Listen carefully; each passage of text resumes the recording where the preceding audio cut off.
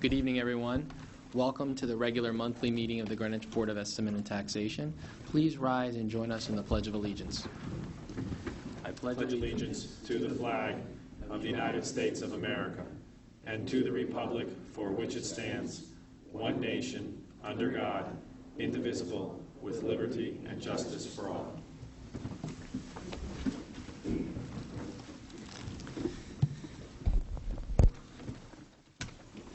This is a public meeting. It is not a public hearing. Copies of this meeting's agenda and 2 copies of the materials that the board is reviewing and acting upon are located on the table near the left entrance of the meeting room. The agenda has been revised. The revision pertains to approval of a resolution, terms of engagement for our independent auditors. That was the only change which resulted in the revision to our agenda this evening. On Sunday, July 9th, the Town of Greenwich and our Finance Department lost one of its most invaluable employees, Treasurer Joyce Bostic. Joyce served the Town of Greenwich in various capacities throughout her 25-year tenure with the town, the past 4 as Town Treasurer. Joyce attended Stanford Public Schools, was very involved in her community, in particular her church. She attended the University of Bridgeport, where she obtained her bachelor's and master's degrees. In addition to attending the wake for Joyce, a number of members of the board I know were there to express their condolences. I expressed the BET's condolences on the Greenwich Times web sympathy book. Simply, on behalf of the members of the Greenwich Board of Estimate and Taxation, I extend our heartfelt sympathy on the passing of Joyce. She was a valuable member of the Finance Department staff and displayed such a warm and friendly manner with everyone. We will miss her. At this time, please rise and observe a moment of silence in memory of our Town Treasurer, Joyce Bostic.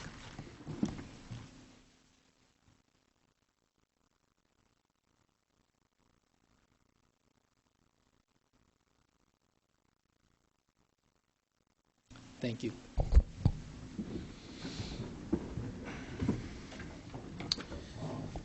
At this time, I call upon our board clerk, Ms. Rutgers, for a reading of the routine applications.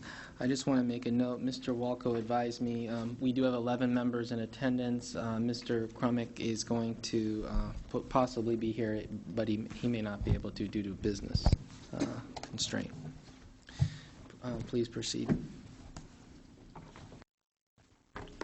We have 4 routine applications this evening. SE1, First Selectman, transfer of $200,000 in Community Development Block Grant funds. SE2, First Selectman, $27,500, also a transfer of unprogrammed Community Development Block Grant funds. PD1, the Police Department, approval to use a grant from the Connecticut Office of Policy and Management of $9,600.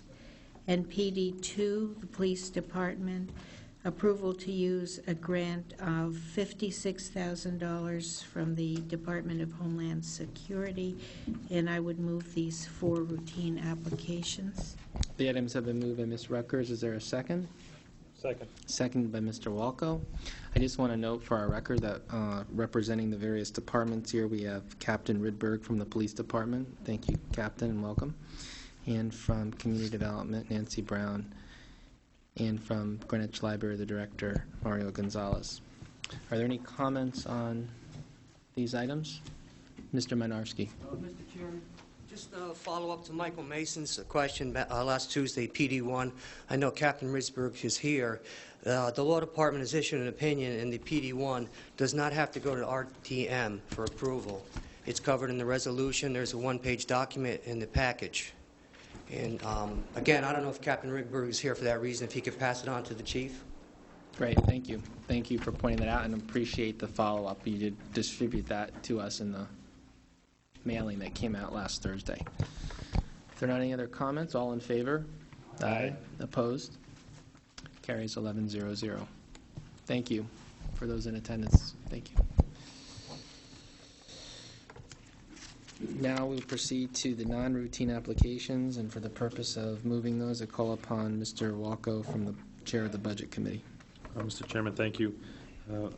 I will move on behalf of the Budget Committee with a 3-0 vote. PW1, which is an additional appropriation of $74,500 for the Southwater Mead Roundabout. It's moved by Mr. Walko. Is there a second? Second by Mr. Simon. Discussion? Thank you, Mr. Chairman. Due in part to the vacancies of the Traffic Engineering Division, higher than expected bids resulting from old or stale estimates, and the number of projects being contemplated this summer, this request seeks the additional amount of $74,500 for contract administration, traffic control, and contingency. This item, along with PW2, raises the question of how many projects can the town handle in any given year, and how we plan for escalation in costs over the course of the planning projects of our capital plan. As you know, the Budget Committee asked this question this past February, and we are committed to asking it again in February of 2007 during the budget process. At what level, if any, should we pay for and plan for outside monitoring of contracts that involve projects other than buildings, or should we amend the 10-year capital plan for escalation of costs? Those two threshold questions will be looked at and addressed, and we look forward to a healthy discussion in February of '07 with the First Selectman's Office as we move forward. But with respect to PW1 specifically, the Budget Committee recommends this 3-0. Thank you. Are any comments or questions on that item? If not, all in favor? Aye. Opposed? Carries 11-0-0. Mr. Chairman, the next item, PW2, DPW, additional appropriation for the King and Rye Lake Roundabout. And the Budget Committee recommends this 3-0 as well. Is there a second? And I so move. Moved by Mr. Walko, seconded by Mr. Norton. Discussion? Mr. Simon. The first project was a smaller overrun, but from my perspective, on this particular project, where you're going off and hiring someone to do the contract management or the construction management, I think and this refers partly to the comments Mr. Walker made earlier, that doing this project really takes even more of the department's time. It requires more money out of our capital project, and I think it's important at some point along the way that we start off a project with a certain amount of money, then it's grown in size, grown in complexity, and that we have some point along the way that we reevaluate, or someone evaluates, is this in fact the same project we want to do? Is this how we want to spend our resources, both monetarily and our personnel resources in the department? And are we still committed to doing this project? Because I get concerned that we start these projects off, they start small, they grow even more, and that we are now committing ourselves to a much larger project than we envisioned, costing more money and more manpower, and we don't go back and say, well, do we in fact want to not do this project anymore? Because in my mind, doing this project requires more money, more of your time, and it precludes us from doing a project in the next fiscal year. It will come out that way. And so that thought process, I think, should occur. And I don't know if it ever did, and I'd like to at least hear from either the Selectman's Office or DPW as to whether anybody ever thinks along those lines. Thank you, Mr. Simon. We discussed this earlier this evening. One of the things we noted is that it isn't justifiable to say it's a cost overrun in characterizing it because the project hasn't started. It is certainly an underestimate of what the projected costs are to be. I mean, we have had instances where projects have overrun their budget, and that in fact is a cost overrun. But at least in my mind, I think it's appropriate to be clear with the broader community, particularly members of the RTM, who will look at this and be clear in explaining it tonight. It isn't a cost overrun because the project hasn't started. It's an underestimating of projected costs. And in part, as was explained, the figures that we received were a couple years old, and there are other factors. But your points are well taken, and I do believe there are ample representatives from the Department of Public Works, and certainly the First Selectman here, and it's any one of your choices if you would like to respond to the comments that Mr. Simon has expressed this evening. Commissioner? I think Mr. Simon's comments are very fair. I think part of the problem is if it takes a couple of years to do these things, you do get an inflationary impact. And I think it's incumbent upon us that when a budget year rolls over, because these were budgeted in the 5-6 year, that we reevaluate those and upgrade them and give you another look at them if they go beyond a year, and we'll be trying to do that. In the case of, I think both of these projects, we didn't take a close enough look at those. So that's something that we need to do. But that given, you really never know what these are going to cost until you put them out to bid and you see what the bids come in at. These, we had a fair idea that we were in trouble when we went to bid, particularly the King and Rye. But we felt, rather than bring it back before we go to bid, let's go ahead and bid it, find out what the actual cost is, and then I think you and the RTM still have a chance to reevaluate this project with actual costs in front of you. But I think we should do a better job on the estimates, and if you get mission creep, if the project starts getting beyond what it is, we should report that back. It's not so much that I'm going to evaluate whether we should do this project. I don't think that's necessarily my responsibility. I think it's your responsibility and the selectmen's responsibility to say if the project now costs $227,000 more, or 25% more, is this in fact the project we want to do? Is this in fact how the town wants to spend its money? Those are the questions that I think you have to answer, not me. Because doing this project means we're not going to do something else.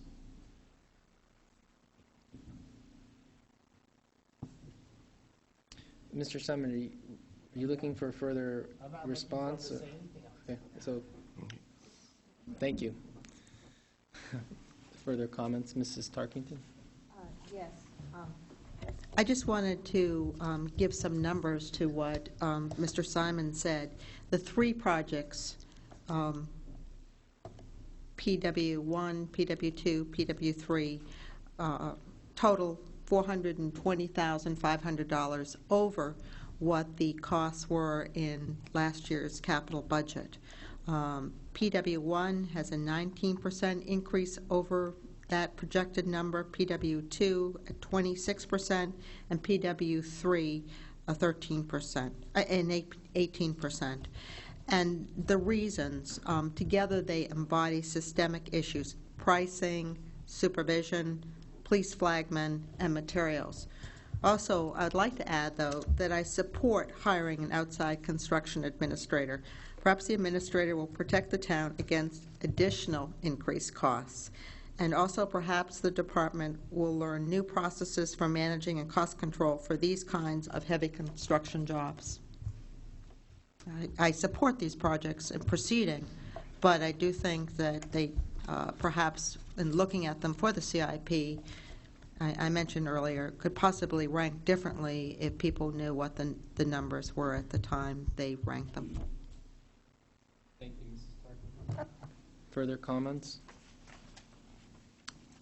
If not, all in favor? Aye. Aye. Opposed? Carries 11-0.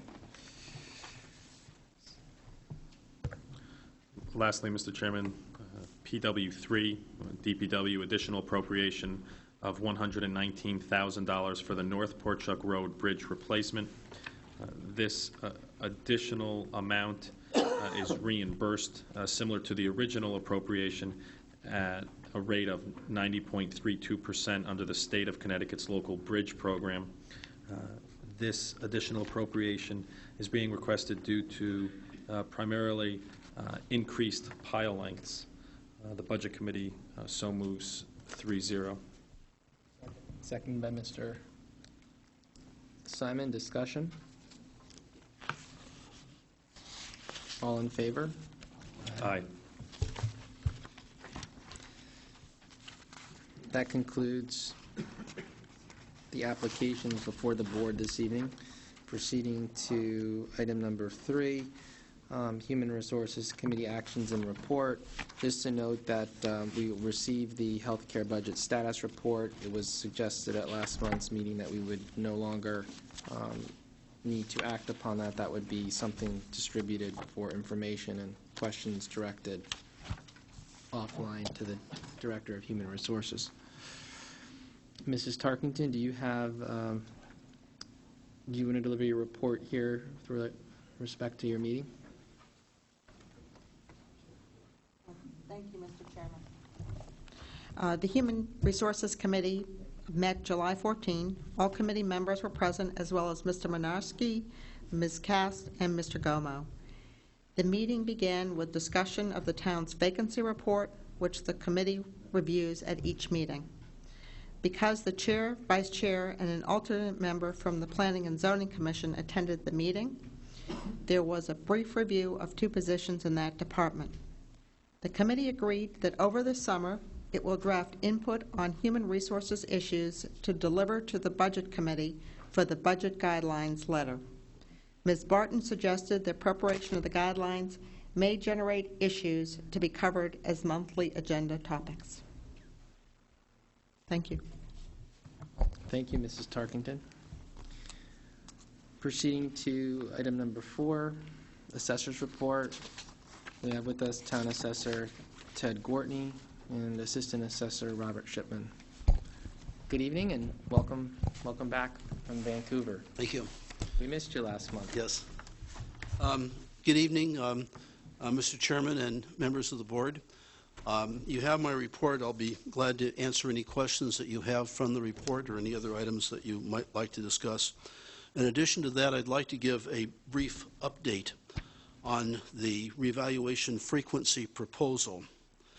I still continue to support the idea of having more frequent revaluations. However, it is necessary to postpone or table this proposal to have more frequent valuations at this time. Staffing is a major problem due to attrition. We are having a difficult time completing all of the work required to maintain the current grand list. We hope to have some available funds from the recent revaluation that could allow us to contract for enhancement of data in preparation for an accelerated schedule. There's a number of studies that need to be completed before the next revaluation commences. The key to securing a good quality revaluation is examining and improving the quality of our database, and funding to move forward may not be available until the year 2007-8. This year we're going to be fully active in coping with major new construction that's underway, 396 new condominiums and 150 new homes. We're planning on securing a new geographic information system tool this year that will allow us to update and automate some of our land characteristic records. The recently passed new legislation requires formatting the best methods to achieve equitable assessments through periodic revaluations, and we're expecting procedures and recommendations will be available in the spring of 2007. We will continue to meet with the BET Liaison Committee pretty much on a monthly basis to review the policies and methods. Ted, can you just reiterate the number of new homes? I didn't quite, I thought you said 50. 396 new condominiums and that we're receiving, 150 new homes. 150 new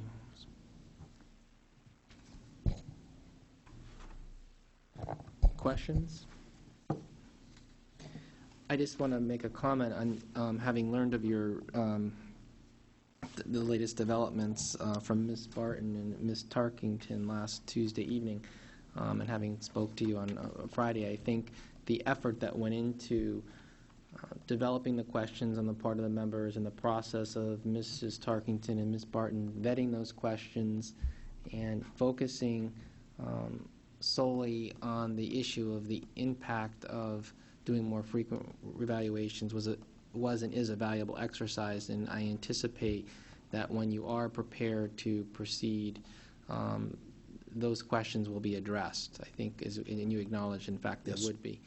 Will. So I just want to make it clear, not only for Ms. Barton and Mrs. Tarkington, but for the members of the board who many took the time to contemplate and respond to the question, which was a significant one for the board in its role as overseer of the assessor's office. So I just don't want anyone to feel like their efforts were in vain. They're not. It just, as you stated, time and resources require delay.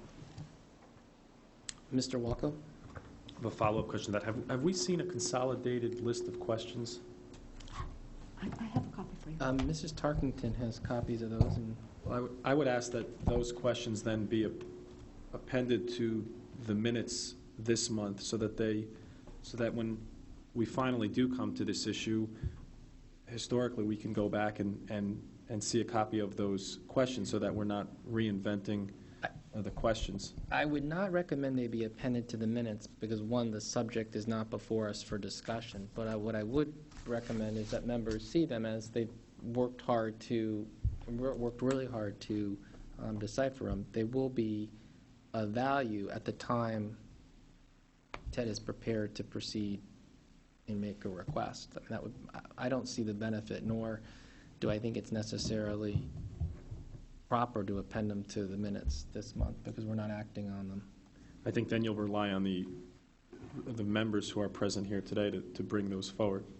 And so I was just thinking of a more formal approach to it so that those questions can remain with us. But nevertheless, I think they'll be with us. Mrs. Tarkington, and Mrs. Barton, you'll see to it that they're distributed to the members so they can Yes. review them. Mrs. Barton? Ms. Barton. I think it's also appropriate for the assessor's office to simply maintain them on file. Come the day they may be needed, that would be the place someone would look for them. Yes, we have copies on a file created. Mr. Walko? if we're finished with that topic, Ted, if you could talk under item 3, under objectives, plan and institute a quality assurance program. Can you talk about that a little bit? The legislation that was passed in the spring has some new language in it, and this will be something that I'll be presenting to you this coming year with a plan, really. They're talking about allowing towns to adopt quality assurance programs which use tests and means of measuring the quality of their assessment and the effectiveness of their assessment, and allows them to go about the reassessment process not in the traditional manner necessarily of hiring a company and doing all in one big fell swoop, but rather doing it over a period of time using certain quality standards.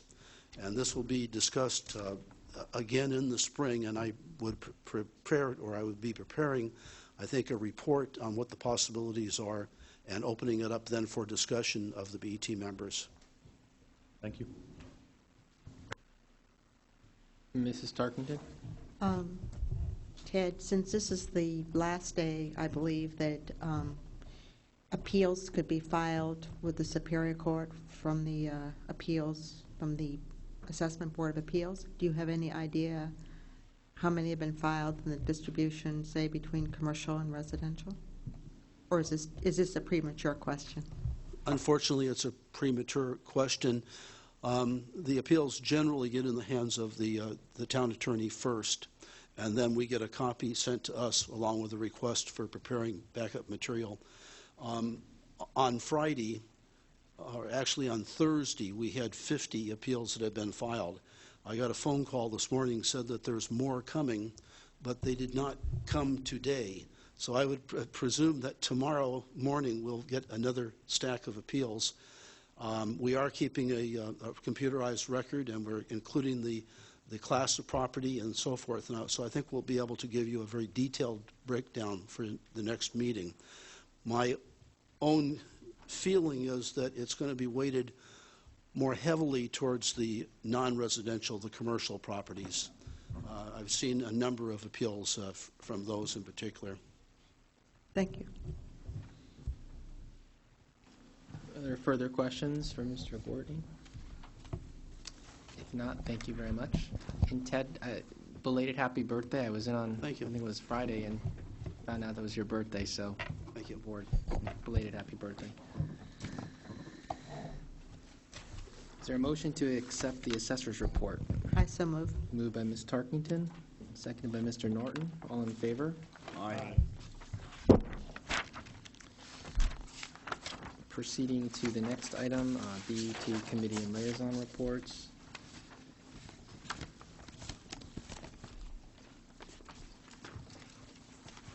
I know we have a number of them this evening. Yes.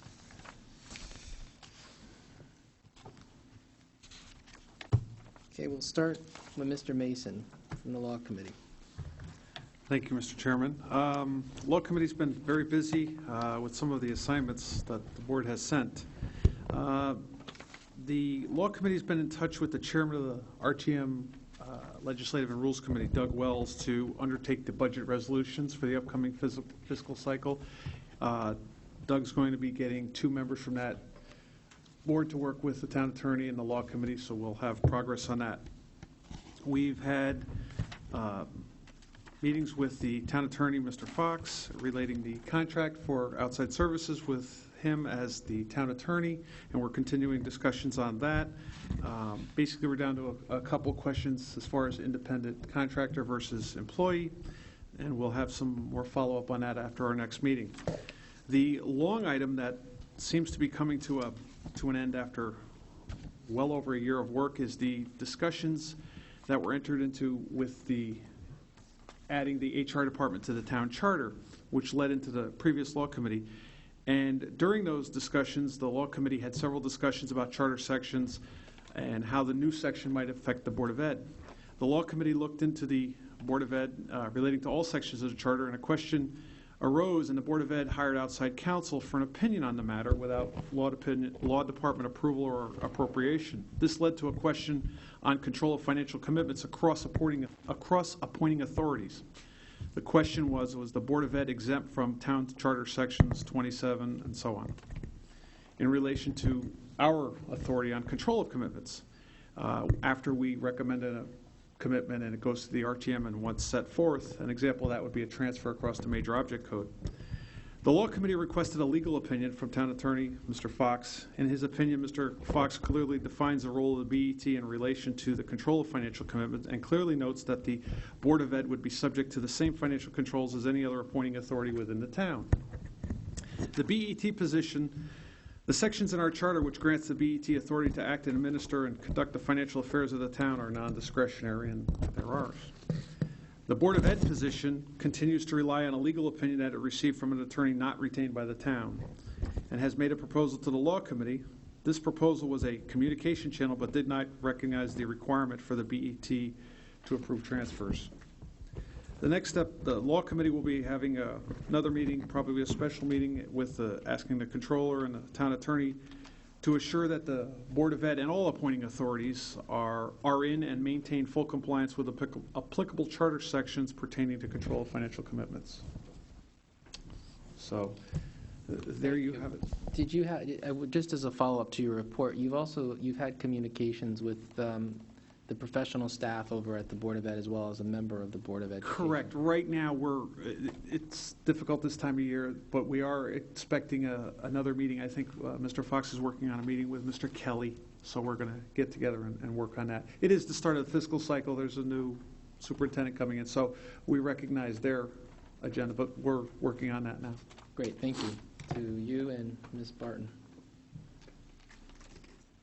The next item, let's see, Mrs. Tarkington, you had a report from the Nathaniel Witherell Liaison, or Health and Human Services, which Witherell falls under. Yes, thank you, Mr. Chairman. Witherell is close to completing the state Medicare-Medicaid audit for the period covering the 5 years ending 2003. Results are expected to have a minimum impact on its rates. With the McGladrey and Pullen accounting consultancy study on cost allocations almost complete, Witherell, with assistance from ART, will implement recommendations for their annual September Medicaid cost reporting. Implementation would provide Witherell documentation of Greenwich costs such as fringe benefits, insurance, and allocations for other town departments that currently are only estimates in Witherell financial statements. This is critical for the intense scrutiny that Witherell and other nursing homes undergo during the Medicaid and Medicare audits. And I'll add here that Witherell does not intend to implement an enterprise fund, and therefore there are no necessary approvals, as I understand it, and as advised by the town's controller and budget director. Thank you. Thank you very much.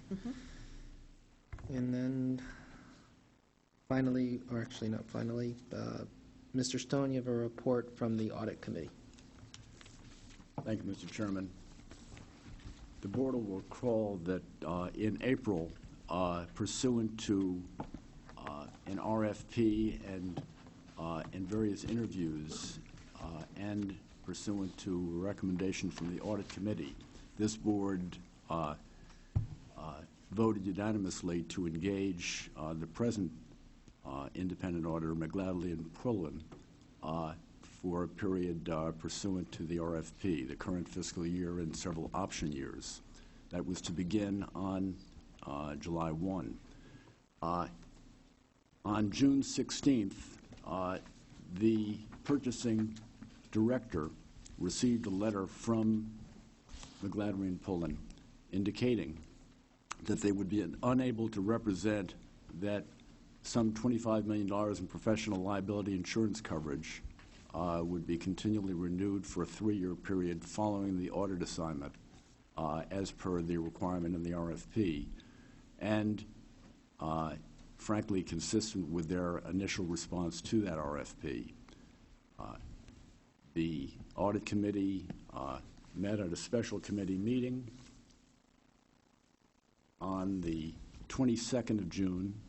All committee members were present, and essentially, after reviewing the situation with the risk manager, the purchasing director, the controller, deliberating for some time, we passed a resolution that recommending that the town not execute the engagement letter between the town and the accounting firm of M&P, at least until the full BET had been advised of the change in status, and until such time as we'd had a chance to research more fully what might be behind the situation with M&P.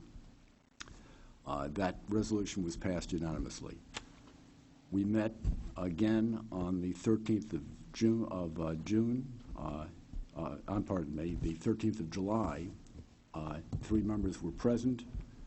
The report initially was from the Controller Peter Minarski, indicating that there had been no new information received from McGladrey and Pullen, despite requests for any indication as to why the change had taken place. The firm at that point in time was unable to provide any information and simply indicated that they had made best efforts to comply, but at the time, the insurance in question, the $25 million in professional liability insurance, was indeed in place, was expected to continue for the foreseeable future, but the firm, McGladrey and Pullen, was unable to commit that it would continue to be so for, number one, a 3-year period beyond the current fiscal year.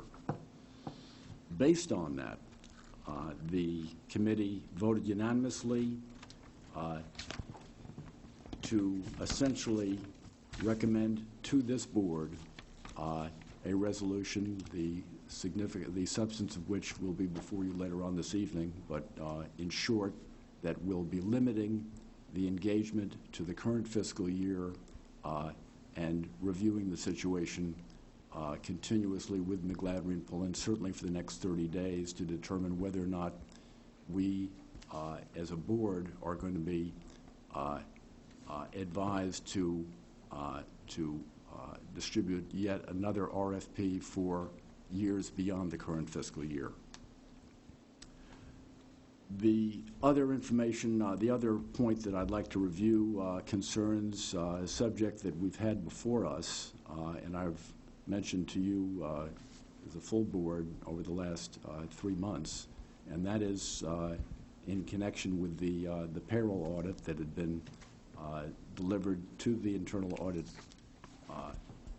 delivered to the audit committee in April, subsequent to which we met with the first selectman, and in turn, subsequent to which the controller, Peter Minarski, had issued a rather thorough memorandum in connection with which he concluded that a portion, and possibly a significant portion, of the exposure that the town is currently incurring could be mitigated and possibly eliminated by simple adherence to existing town policies. As a result of that, the committee adopted the following resolution unanimously. The Audit Committee of the BET considers the findings of the internal auditor with respect to payroll processing to be very significant, and considers the addressing of instances in which town departments are not following established policies to be extremely urgent. The committee believes that many findings of the internal auditor will be addressed simply by adhering to town policies. The committee requests that the first selectman, in coordination with relevant appointed authorities, provide to the BET a specific plan for addressing the findings at the earliest possible time. Thank you, Mr. Chairman. Thank you, Mr. Stone. Are there any other committee or liaison reports? If not, I just have a brief report from the Glenville School Building Committee. Last month I reported to you that the committee had selected Perkins and Eastman for architectural services. The amount of the contract was being negotiated. Since then, a contract in the amount of $1,025,000 has been negotiated. This amount includes a $45,000 cap on reimbursables. The town budgeted $1 million for these services. The committee has met over the last couple of weeks. There's a meeting scheduled tomorrow, and the architect and the project manager are working with the committee as well as the PTA to identify suitable design schemes. There were 3 presented for discussion and comment. I believe it was last Tuesday evening. There was a meeting with the PTA for review of those schematics. My observation is that it's a very tedious process for the architects to look at all the various requirements that a school will need and prepare for future need. And I've been very impressed with the members of the committee that serve. I know, Mr. Kavi, you're here. You're a member of the committee in ex officio status, and you're there at all the meetings, very diligently taking notes. But that is where that project stands at this present time. Are there any other reports? If not, we'll proceed to item number 6, the Controller's Report. Mr. Minarski. Good evening, Mr. Chairman, BET members. Let me start out by saying the flash report was not available during the writing of the report. I sent an email to the members, and also everyone should have a copy of the flash report in front of them. At this time, you should all have a copy of the Controller's Report and have read it, and I'll answer any questions anybody might have at this time. Mr. Walko. Good evening, Peter. For the past several months on the North Manus Millbrook Sewer Assessments projects, you have the second paragraph. I believe it's identical to the previous months with respect to finalization of the numbers. Can you give us an update on that? Back in May of 2005, I certified the cost from documentation from the, at that point, Marcos Madrid, the Public Works Director, for about $19,396,000. There's an association up there that questioned the certification and claimed that there was an ongoing audit and a dialogue with the First Selectman's office, in particular the town administrator, Mr. Gomo. In the last couple months, to answer your question relevant to the Controller's report, I go over monthly and ask Mr. Com, and in the last month, in case of this case was Lloyd Hubbs, the status of the report. Apparently, the audit has been completed. It's in draft form, and the only update I can give you to that is that it's still being negotiated with the First Selectman's office and the North Miami Sewer Association, and I believe Ed might be taking the lead on that. Yes. Do we have an expected time frame by which those numbers will be finalized? We met tonight, this evening, with some of the committee members from North Miami, and we probably have one more meeting to go before we finalize whatever numbers we end up with. I think probably within the next 2 or 3 weeks we should be through with our meetings with the committee. And that's the last step before the numbers then get sent over to the Comptroller of Certification. So by our September meeting? I would anticipate we should be done by then, yes. Thank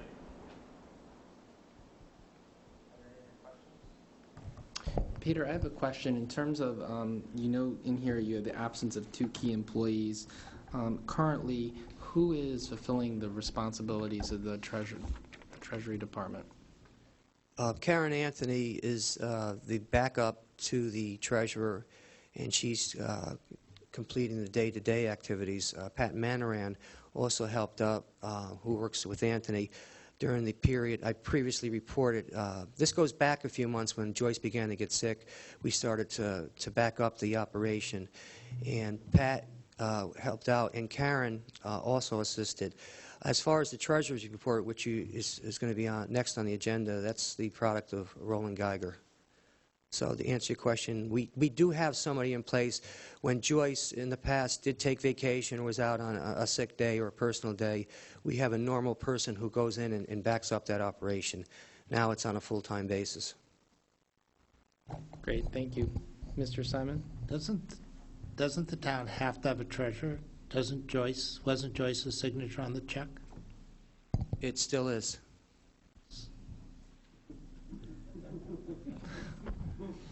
But I mean, seriously, I mean, do we appoint an acting treasurer? What is the procedure?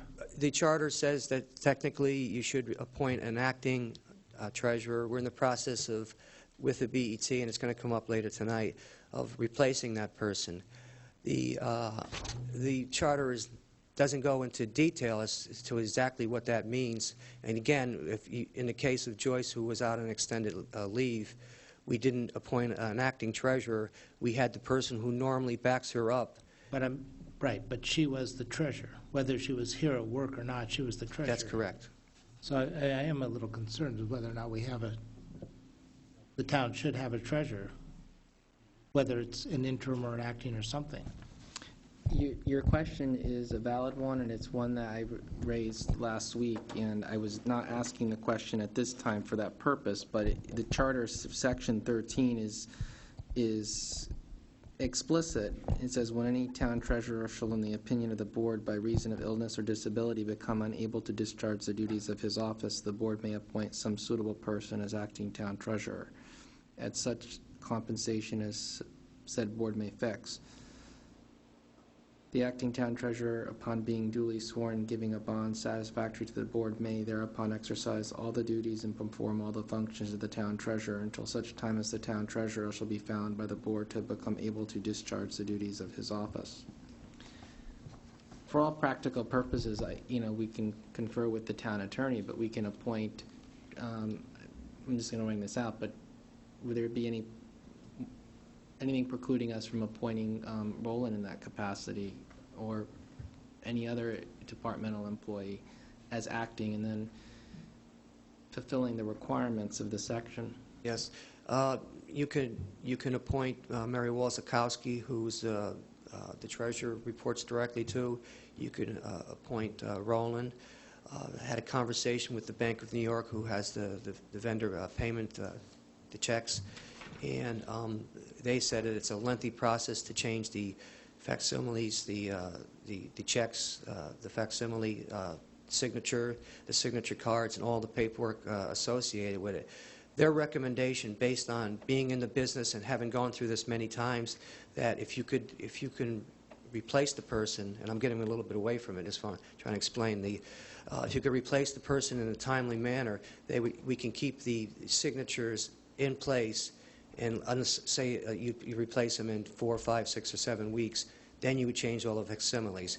But as far as legally complying with the charter, probably we should appoint a person either in the form of Mary Walzakowski or Roland Geiger as a suggestion. Well, we have the town attorney present, but Larry, your question is like I said, it's a valid one, and it's one that we were going to take up in terms of later in the evening when we discuss a recruitment committee or a screening committee, because the charter and the actual positions requirement are in conflict, which we know from previously that it is a union position, and ultimately, as Maureen Cast has outlined, as it's currently banded within LIUNA, those eligible to apply that meet that criteria are given preference, should they, again, fulfill the requirements. But then over and above, you can look, if they don't, there's no one that comes forward, you can look beyond that at other applicants.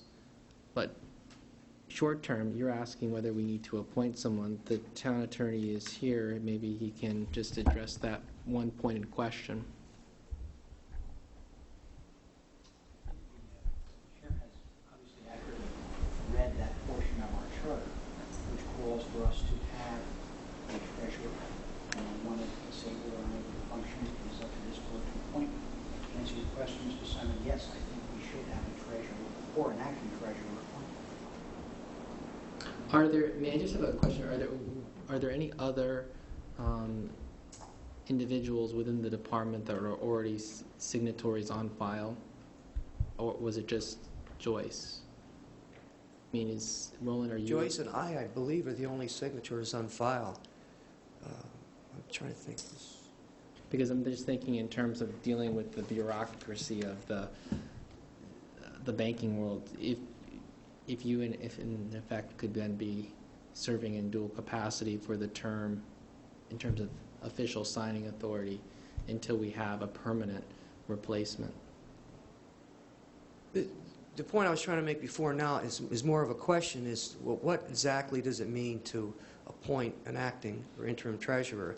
Do we go straight to the bank and do we change all the signature cards and the facsimile that goes on the checks immediately? According to the provision as I understand it, that would be the case, yes. Okay, if that's what the charter says and you appoint the acting treasurer, we'll go to all the banks and change all the signature cards. Can we? I know it's not on our agenda to do it, and we may have to in order to meet the requirements of freedom of information, post and schedule a special meeting to do so. But since we have the benefit of Mr. Fox, can we this evening, through any means, proceed to act to appoint an acting treasurer, or do we need to post a special meeting to do so? This is a regular monthly meeting. Correct. And I believe the Freedom of Information statute provides that for a regular meeting as opposed to a special meeting, you have the right to add to your agenda by voting 2/3 of your body. So I would be of the opinion, although I don't think it's a concept that is favored, but under the circumstances, I believe you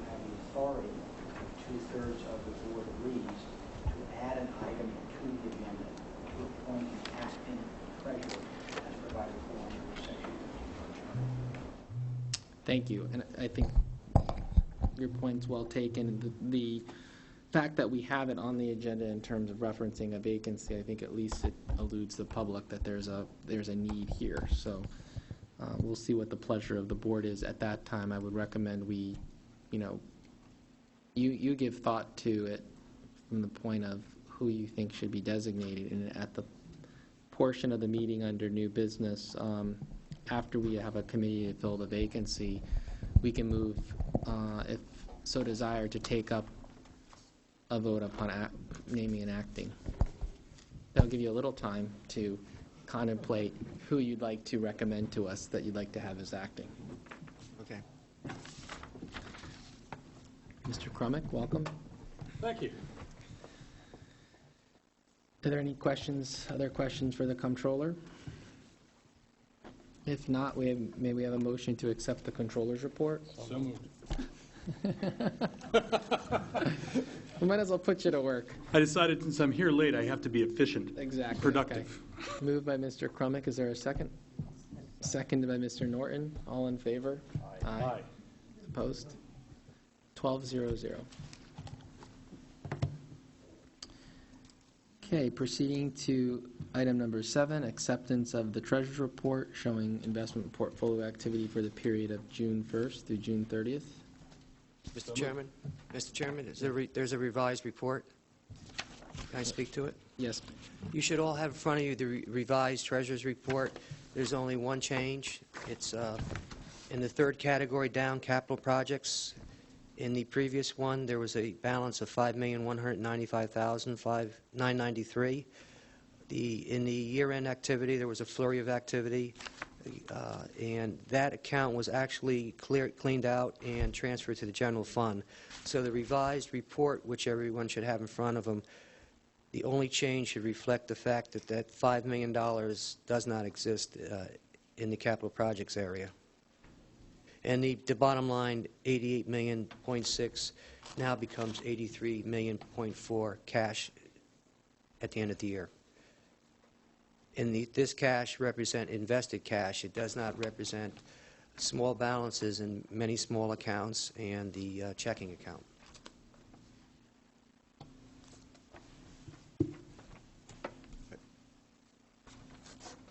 Okay. Is there a motion to accept the report as revised? Well, let's move on the motion to take it.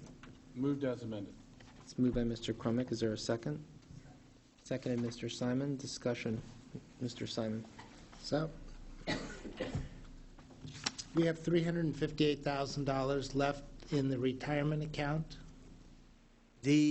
As I recall, that was an old people's account from years ago. It was our people's account that we wrote the retirement checks against through December. We went to USI this year. We still had a balance in, so we moved it into STIP, and then from STIP we'll go into State STIP. This is in addition to the $900,000 that we transferred in May. So when we do the actuarial study, they're going to recognize this as an asset of the retirement plan. Yes, Is that they will. correct? Yes. Okay.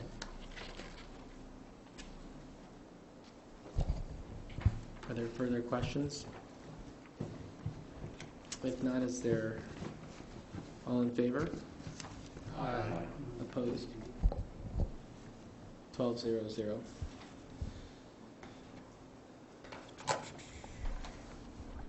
Item number 8 is approval of minutes for the regular BET meeting June 19th.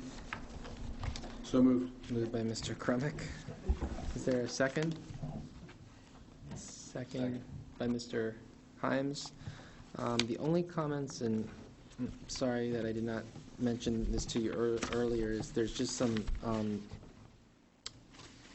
spelling for the people who attended the meeting from the public. Some of the last names, I can give you the corrections to that. Like Torelli, it's Torelli. Quarenta, I believe it was Quarenta. And the other one that I found was Caparelli, Caparelle. This is on page 4. And Cirilli, I believe, is, someone else may know this, I believe it's Zirli. R-I-L-L-I. So that, other than that, I didn't see anything. Yeah, I did. Those were added after, those names were added after I had reviewed it and after everybody had reviewed it, so that's why this happened. So they've been moved and seconded. All in favor? Aye. Okay.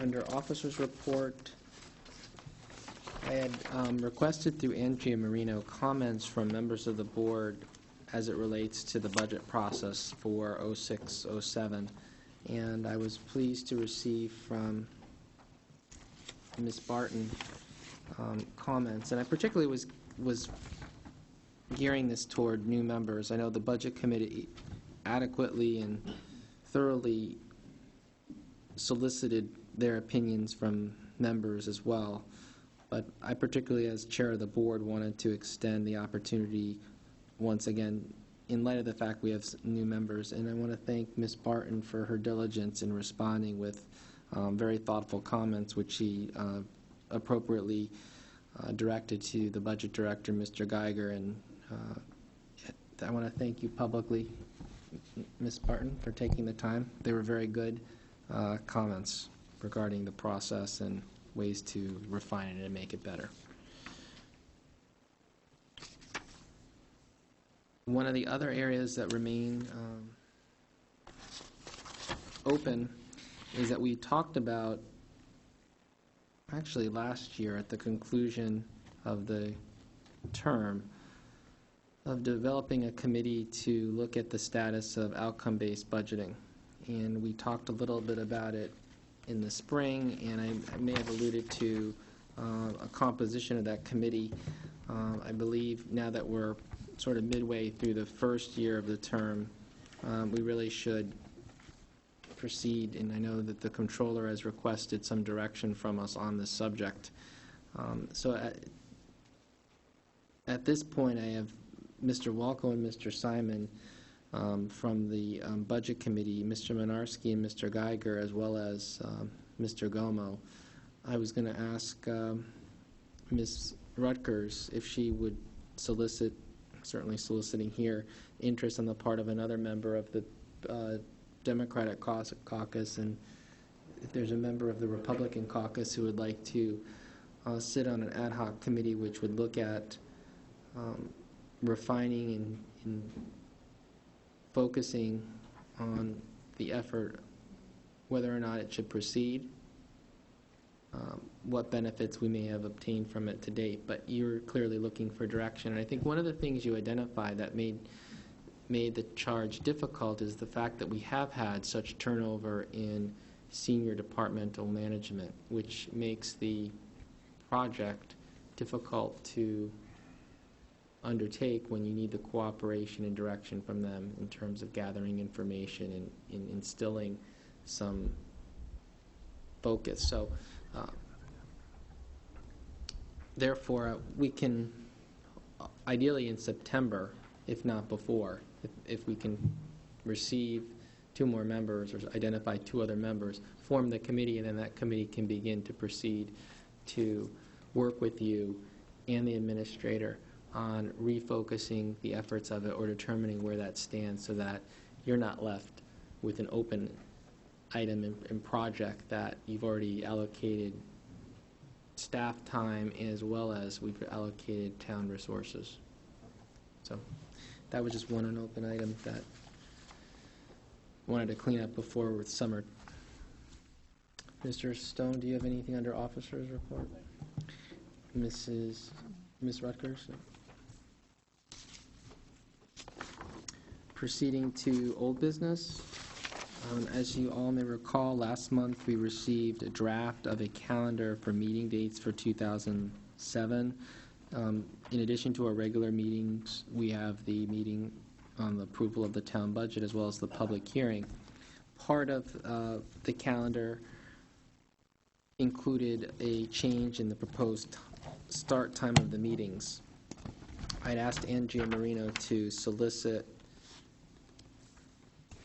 member sentiments, and we received feedback from well over a majority in terms of whether beginning at 7, as we do now, or beginning at 6:30, as the Budget Committee and other standing committees of the board do.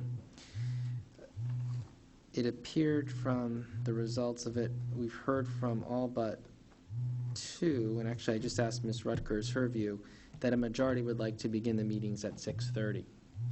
So I wanted to have a vote on that. If there wasn't, or if someone wanted to make a case as to why we shouldn't, this is their opportunity to do so now.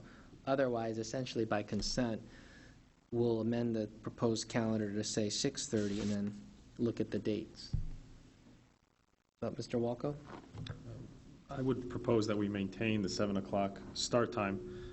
It was not too long ago that we changed from 8 o'clock to 7 o'clock. And while this, my understanding is that this current board does not have somebody who works in New York or has trouble making the 7 o'clock meeting, or in fact the 6:30 meeting, I think it sets a bad precedent. I think it's always hard to undo something once you've gone down a path. For instance, even tonight we had trouble finishing all of our business within our own caucus prior to the regularly scheduled meeting. And I think in light of the fact that both parties hold caucuses before the regularly scheduled BET meeting, unlike the committee meetings, which are at 6:30, that we should continue to afford ourselves that time. And I think it also places a heavy burden on a new BET member coming on board that may have difficulty making a 6:30 meeting. And so for those reasons, I would submit that we should keep it at 7. It was already a compromise from 8 o'clock, and I think it continues a trend that we should hold in place and see how it continues to work out. My understanding is there hasn't been a problem with the 7 o'clock start, so under the caveat, if it's not broken, don't try to fix it. It seems to be working fine, and I think we should leave it the way it is. Okay, thank you. The reason why I propose it is I believe our meetings are very reliant upon staff, and we have a number of staff who attend every month, not only from the finance department, from other town departments. Having the meeting a little bit earlier, in a sense, respects their time in terms of they're here during the day and remain into the evening.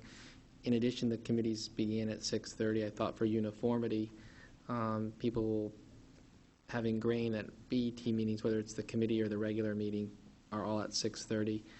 I happen to believe, having been on the board when the start time was 8 o'clock, that the level of debate and discussion suffered due to fatigue, and that since we've moved to 7, we've actually expedited the business of the board. We've conducted the board business at a time when I think people are more alert, and I think for that reason I propose moving it forward. Does a half hour make a difference in the eyes of, I think, maybe the staff, and some of us it does? I would emphasize that it is only for 2007. Each board sets the calendar for their meetings. If we find that it's difficult, or we have a change in person, people in the interim, then we can make an accommodation. Mr. Krummick? I think that I've noticed that on many of the meetings we've had, because of the nature of the issues, we've not had a caucus or a lengthy caucus. And on those nights, starting at 6:30 makes sense. There are times that I agree with Steve that the business of the board is served by longer caucus time in the caucuses, and I think we could allow ourselves the flexibility to notice the meetings for 6:30, and on certain occasions, if there seems to be a reason for it, a longer caucus time or something like that, we could, on an ad hoc basis, push some of the meetings back to 7. Well, we need a motion to go to the 6:30 because, in a sense, the draft states 7. So I wanted to vote on the time first. Is there a motion to move the 6:30 as the start time for our meetings next for 2007? I'll move that, Mr. Chairman. It's moved by Ms. Tarkington. Is there a second? Seconded by Mr. Simon. Any other comments? If not, we'll proceed to a vote. All those who support 6:30, please say aye. Aye. Opposed? So 10 in favor, 2 opposed, Mr. Mason and Mr. Walko. Now, in terms of the dates, Mr. Simon and Mr. Walko recommended in terms of two changes, I believe. Actually, one change to the regular meeting, and that is in January. The calendar as drafted and proposed has Wednesday, January 17th. They recommend we move that to Monday, the 22nd. I guess the 15th is Martin Luther King observance. And Tuesday, the 16th, is RTM. They would propose having their budget committee meeting on Wednesday, the 17th. And thereby the board meet on Monday, the 22nd.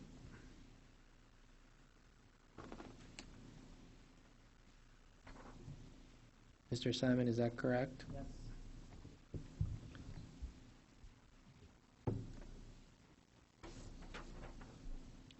Does anyone else have recommendations or need to change any of the dates or questions on the dates as proposed?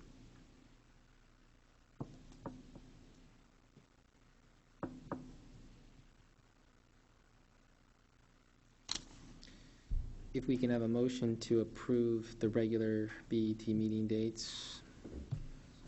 Moved by Mr. Simon. Is there a second? Seconded by Mr. Finger. All those in favor? Aye. Opposed? That carries 12-0-0, and that's as amended. And then finally, we are looking at the public hearing and decision day meeting for the full board on the fiscal 07-08 budget. It's proposed to the public hearing on March 20th. And here it is at 7. And on the decision meeting on the 21st at 7. I would ask you consider that not just the date, but if you also want to move the time forward, or would you like to leave it at 7? I would prefer, we made a decision before to keep this at 7 for the public hearing to give the public more of a chance to get here. Right. So I think that's important to keep that one at 7. And we made a decision to keep the other one at 7 because this one could involve a longer caucus. Okay. That incorporates what Mr. Crumick was stating too. So that's. And I would also ask that we at least put in the word Tuesday in front of March 20th and Wednesday in front of March 21st. Okay.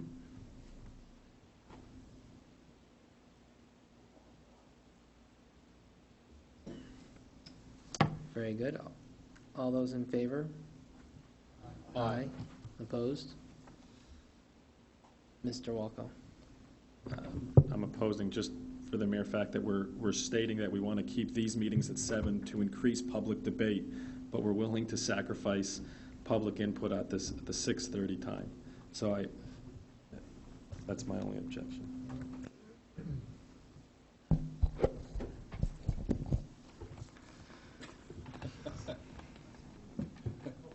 All I will say is thank you.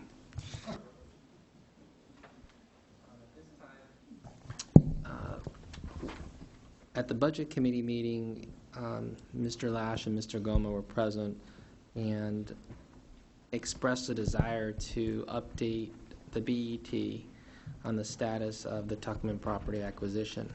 This is a matter that has been before the BET and the RTM sometime, I believe, 5 years ago.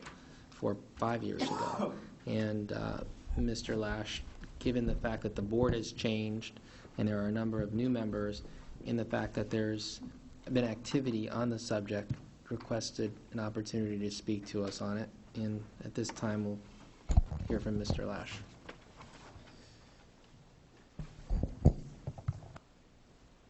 Thank you. Good evening. Back during the early part of 2000, 2001, the town had an opportunity to acquire for $35 billion what was known as the Pomerantz-Tuckman property. As many of you know, the Pomerantz property was acquired for $22 million, and the remaining $13 million for the Tuckman property was held in abeyance.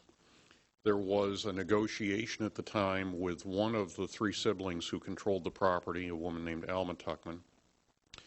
She wanted to stay in the house that was on the Tuckman property, and the town attempted to negotiate a lease arrangement with her. That failed, and as a consequence, the other two siblings brought an action in court in Connecticut to divide the property. It took some time for that to go through, but eventually the court ruled in favor of the two siblings and actually divided the property. And you have in your material this chart which shows the dividing line in the Tuckman property. It also shows where you could construct a number of houses and roads. There's no intention to do that. That was drawn in during the court process in order to help establish the value of the property. The court divided the property not to make the acreage equal, but to create what the court thought was an equity in value. And so the piece that is divided out and that remains with Alma Tuckman has a house on it and is a bit less than a third of the total property. The town had entered into a contract with the other two siblings to acquire this property for a sum certain, about two-thirds of the $13 million. The BET and the RTM at the time authorized the sale of notes with a term up to 5 years to pay for that. And the sellers have some options with regard to whether they get all cash or some cash at the time of closing. When we did the original transaction for the Pomerantz property, a fifth of the price was paid in cash at closing, and the remainder of the price was to be paid in 4 equal installments. And the sellers were given notes. Subsequently, the town actually sold public debt with the same 4-year time period because we could get a much lower rate of interest than we were paying to the sellers, and we paid the sellers off. So probably what will happen here is the following. The town attorney's office and the attorneys for the sellers have been talking. The sellers are having a formal survey made of the property because there wasn't a survey that conformed exactly to this document.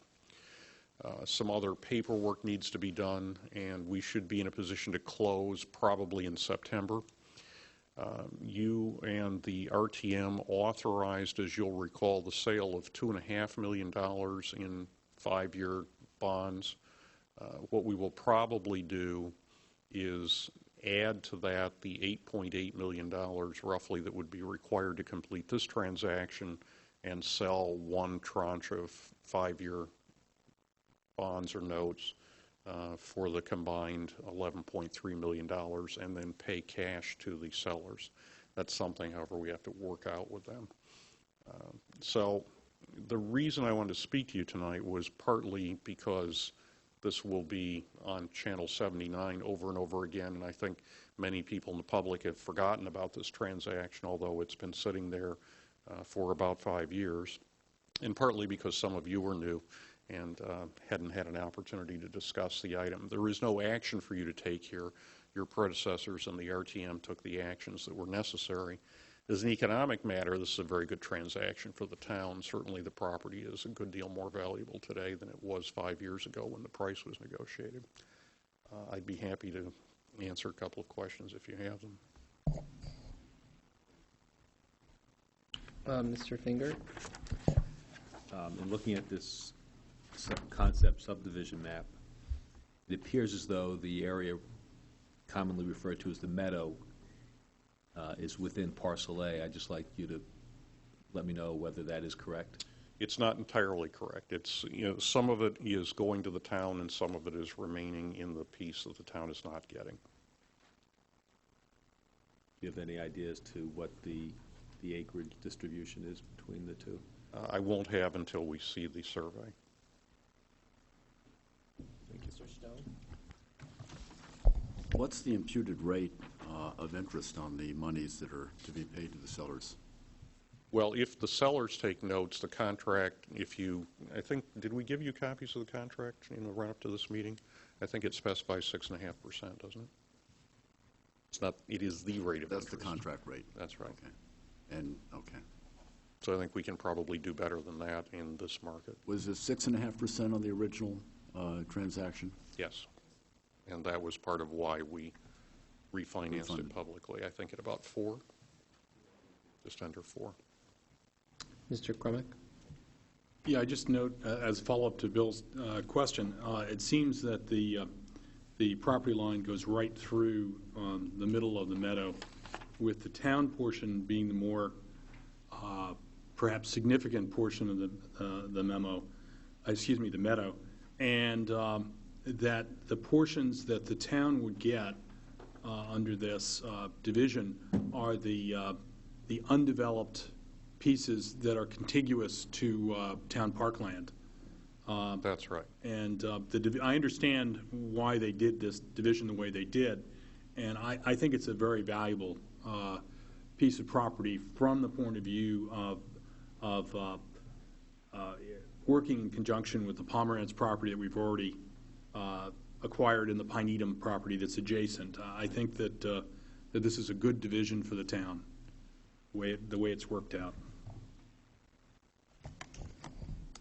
Thank you. Any questions or comments? Mr. Himes? Have there been any discussions with Alma Tuckman as to her intentions on her parcel? Not since her appeal to the Supreme Court was turned down. She asked for certiorari, is that the right pronunciation, and didn't receive it. I believe that's a correct pronunciation. So we haven't talked with her since. There will be some discussion with her, but given that her position consistently has been that she wants to continue to live on the property, I don't think it's likely that she's going to want to enter into a sale transaction. Nevertheless, we will talk with her. I just wonder if there isn't some discussion, including the town and perhaps a third party such as the land trust, that might allow her to remain on the property, get some tax advantages, and serve the interest of the town. Yeah, that's the sort of transaction that was discussed years ago, but time passes and circumstances change, and I think it might be worth doing again. At that time, as Mr. Mason remembered quite clearly, the problem was that she wanted to not only have the right to live on the property that she was going to occupy, but she wanted to control the way the town used the property it was acquiring, and the town wasn't willing to do that for obvious reasons. But, you know, time has passed, and I think it's worth looking at. Okay.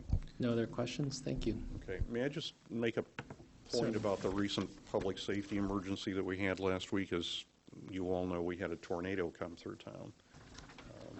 Fortunately, not something that happens very often. The National Weather Service came through and did a formal assessment of the damage. As part of what they do is they want to determine what the severity of these storms was. This one was a little unusual. It had a very long track. It intensified apparently around Bedford and Cutler Road. If you were to go back into that area, you would see an astonishing sort of leveling and dispersing of trees. We were very fortunate. If you look at the trees that are down, many of them completely surround houses, which somehow survived intact. We didn't have any injuries other than a couple of very minor injuries, which was surprising. There was warning of this, but with tornadoes, you don't really know where they're going to go. And so, you know, people were caught above ground when it struck.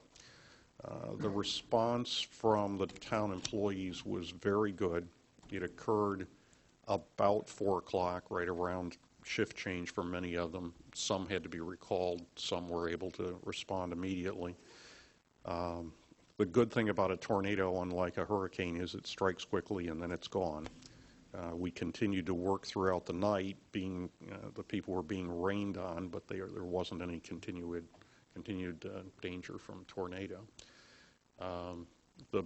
A large part of the sort of control response came from your volunteer fire service, who were able to set up immediately and block traffic and divert people away from the area. They also assisted the career fire and police personnel in going door to door to assure that people were okay. One of the problems you have with this kind of thing is it does a tremendous amount of damage in a very small area. It was difficult to get to the houses because of the downed wires in the most heavily hit area. But they did go door to door, and with one exception I know of, they made it to all the houses and did not find people who had been injured, though we did find a couple of houses with enough damage that we need to remove the people, at least temporarily, from their homes. CL&P, I think, having benefited from the ice storm last winter, responded very quickly. We used the parking lot at the town golf course as a staging area for them because it led them into directly into the Bedford area, which was most badly damaged. Red Cross responded with canteen services to keep people going throughout the evening. And of course, the fire department itself, this is one of these things you don't think about till you watch it happening, made a very large number of runs to false alarms, because when power goes out, many people's alarm systems trigger, and the fire department has to respond to those on the assumption that they are in fact real emergencies. Fortunately, none that I'm aware of were. So the sort of peak of activity starting about 4 o'clock continued for a few hours. The town's tree crews and parks personnel and public works personnel were out trying to remove trees without getting involved with power lines that were still active. The CL&P responded with over 20 crews and did so almost immediately. Their response rate was very good. So that went smoothly. The state opened its emergency operations center, but it became apparent pretty quickly that there wasn't much that we needed to have them do.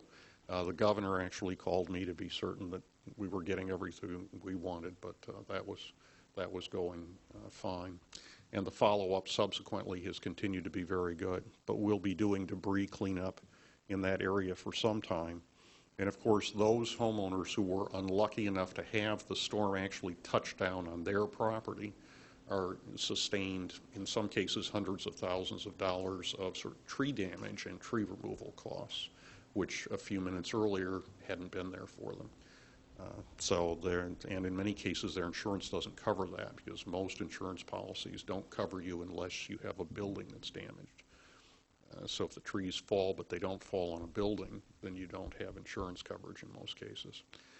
So this was a very dangerous event, and no one was hurt, and there was not a lot of structure damage, quite astonishing, and the town's response and the response of the other agencies was very good. I thought you should know that. Sometimes we ask ourselves, why do we have all these people on staff? And it's at moments like that when you're happy you have them, because it would be difficult to respond as rapidly with contractors and people that you'd have to call in. The only other thing that I would mention to you, and I can't do it unless I put my glasses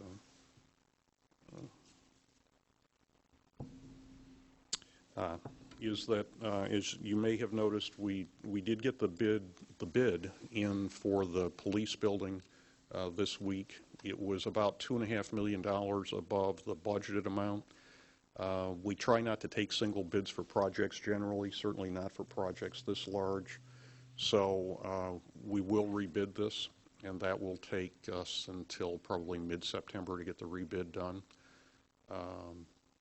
We will, because we actually had one bidder and one bidder who arrived 5 minutes late and was disqualified, so we don't know what the second bidder might have bid. We will make some changes to the request for proposal in an effort to get more people to bid. We started with 11 or 12 potential bidders, and a number of them we believe were eliminated for a single reason, and that was that it's common for us to require the bidder to subcontract no more than 90% of the project. The consequence of that is you eliminate firms who don't do very much work themselves. They're more like project managers. So we'll relax that requirement in the rebid process in the hopes of getting a couple of these larger firms that operate in this area but who chose not to bid here to bid in the second go-around and therefore hopefully get a little better price. The danger in rebidding, of course, is you could only get bids that are higher prices. We won't know that until we get through the process, but in any case, we will be rebidding it. Thank you. Great, thank you. The next item on the agenda, approval of revised terms of engagement with independent auditors, McGladrey and Pullen. Mr. Stone, you alluded to this in your report. I don't know how much more you really want to say, but we have a resolution, an explanation prepared from your committee before us that was distributed. There it is. Do members each have it stated July 17th, Audit Committee's recommendation to the BET. Contained within it is the page of the minutes that alluded to the initial resolution approved at the April meeting, as well as correspondence and the the insurance requirement sheet. But Mr. Stone, this is your committee's proposal, so I call upon you. Thank you, Mr. Chairman. I'll just read it briefly into the minutes. Resolved that McGladrey and Pullen be engaged as independent auditors for the current fiscal year per our RFP number 6281, dated February 17th, 2006. Further resolved that M&P be asked to comply with the original terms of the RFP with respect to insurance coverage within a 30-day period, and that if M&P is not able to so comply, that the BET undertake a new RFP process during the current fiscal year for the selection of an independent auditor. This ties in with the report that I'd given previously, and I so move. It's the consensus of the committee meeting of last Thursday. Great, thank you. It's a move by Mr. Stone. Is there a second? Seconded by Mrs. Tarkington. Any further discussion on it? Mr. Norton. Yes, Mr. Chairman. It seems to me that in approving this motion, there should be reference to the April 17th vote that we took to engage them for an extended period of time. Because it's my understanding that what we're doing is replacing what we had approved back in April with this motion. So I think that this motion should reference the action that we took at the April 17th meeting. Okay, appended to the resolution is the minutes from the April 17th meeting. You want to reference that? I have no objection to referencing it. Just to correct Mr. Norton, the engagement at that time that was recommended and approved essentially was one that clearly focused on the current fiscal year and gave the town the continuing option, its sole option, to extend for additional periods. So that, together with the fact that I think you all now know the background of this insurance situation, is I think it's a transparent situation. It's clearly not exactly what we had originally proposed, and it may well mean a much shorter final engagement period for McGladrey and Pullen, but I have no objection to so referencing. Ms. Barton? My understanding from the discussion we had earlier, Mr. Stone, was that it is contemplated that McGladrey and Pullen would be retained for the current fiscal year, so we will have auditors this year. That's correct. And that the proposed solicitation by means of a new RFP would be for the following fiscal year. That's correct. That's correct. I think the resolution should be more clear on that, so it's clear that we do have at least a one-year retention of McGladrey and Pullen as our auditors and are reletting everything after that for bid.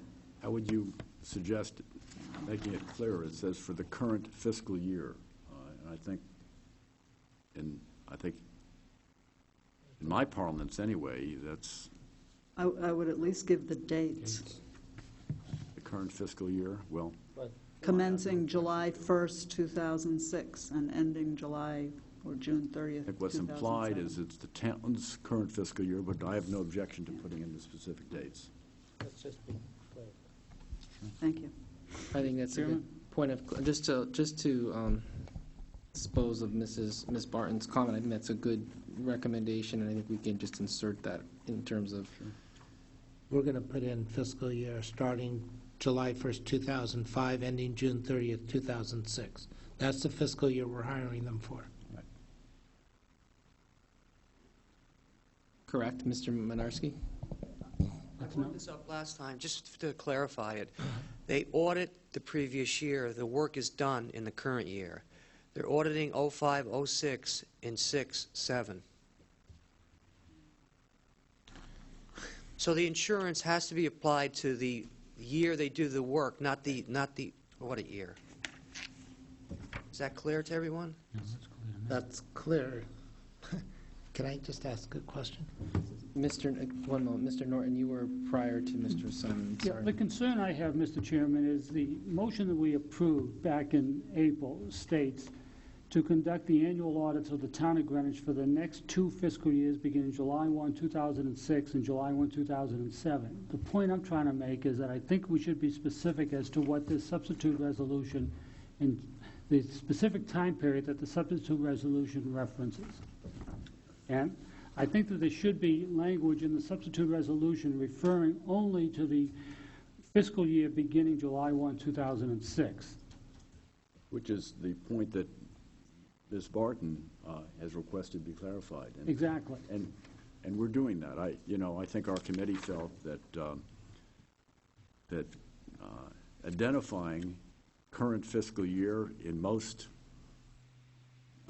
financial people's parlance, that's fairly clear, but I don't think any of us have any objection to putting in beginning July 1, 2006, and concluding June 30th, 2007. That's the only point I want to make. That's fine. Sure. Thank you, Mr. Clement. So if I understand it correctly, the new RFP process would be for selection of an independent auditor to audit the 2006-2007 year. Is that it?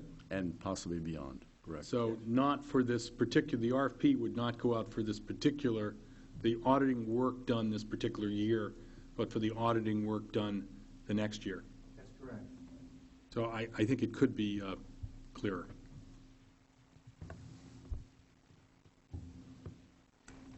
I think the confusion is when you refer to the audit, the actual audit year, I think you have to stick with, in the case if there is a lawsuit, when they actually do the work.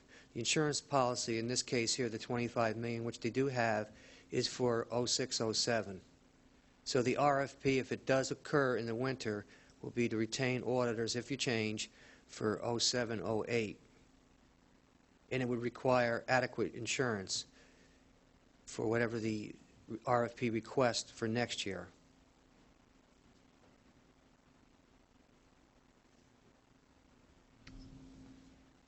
Mr. Himes? It'll be, the word current maybe confuses things a little bit. Peter's explaining, if we just put the dates of the current fiscal year, that confuses it because they're auditing the last fiscal year. Who knows when they'll begin? So you'll begin after July 1st, and they may be done, and hopefully will be done well before July 1st, 2007. So I think if we were to lose current and just make clear that they're being engaged to audit the town's fiscal year 05-06, that'll take out any ambiguity.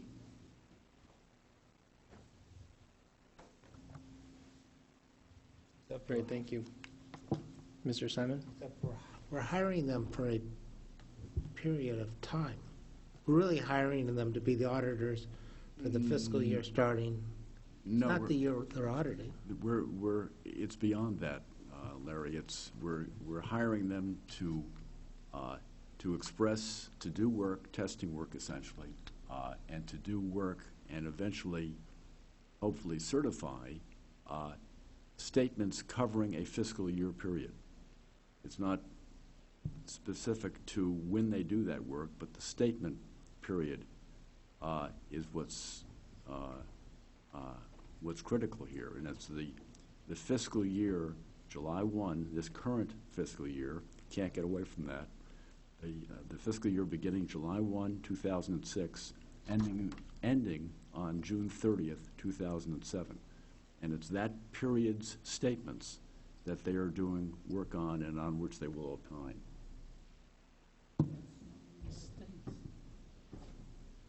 Mr. Kroick? Thank you for that explanation. I think that what the resolution should be that McGladlery and Pullen be engaged as independent auditors for the period, and then put in the town's fiscal year that we are engaging them to be auditors. And then, if I understand the second part of this, for the next town fiscal year, we are going to put out an RFP for other auditors. And again, with the fiscal year being when the services are provided, not necessarily what periods they're going to be auditing during that time. It has more to do with the contract of engagement for their services than for what they're actually going to be asked to audit. No, it's the inverse of that. Well, that doesn't make sense. It has all to do with the period covered by the statements, which they will be testing and certifying. Mr. Norton? I think what we want to do is go back to the April 17th motion. It says for the financial statements for the fiscal year ending June 30, 2006. I think that's all we want.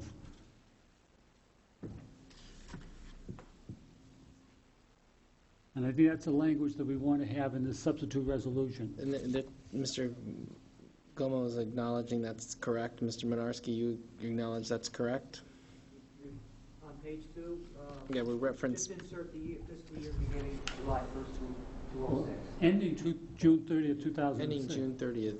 Auditing the financial records for the fiscal year ending June 30th, 2006. That's all we do. Yeah. And June 30th, 2007 is what you're going out for the RFP for. In the future. Okay. And the reason is because they can't. The reason is because they can't make the representation that they'll have the requisite level of insurance covering that year. Right. That's correct. So, Mr. Simon, you're going to take another try at bat? I think I have one other proposed change, which is minor. So I do that. I think we have the first part perfectly stated. I would like to move in the fourth sentence, within a 30-day period, to be after the words, if McGladry and Pullen is not able to comply within a 30-day period.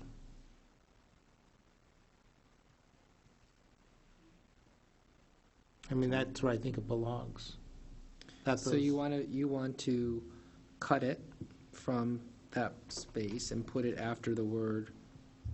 Right. Within a 30-day period really references if they're not able to comply within a 30-day period.